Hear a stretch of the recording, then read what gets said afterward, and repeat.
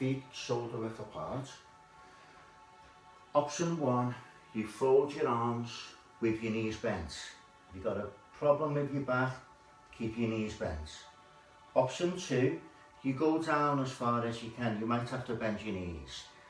And the third one is more difficult. Interlock your fingers and then slowly bend forward. So slowly bend forward, lift your arms up away from your back. So like I said now, I demonstrated now, so I don't join in no more. It's up to you which one you do. So again, be here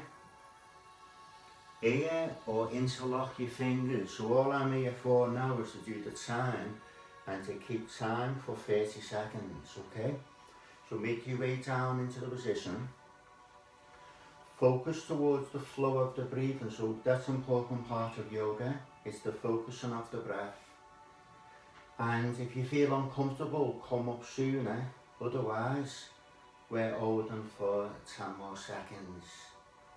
With a countdown of 10, 9, 8, 7, 6, 5, 4, 3, 2, 1. Now we come up slowly and gently. Okay, slowly, slowly come up. Palms go on your back, just demonstrate from the side. You go into a backward bend.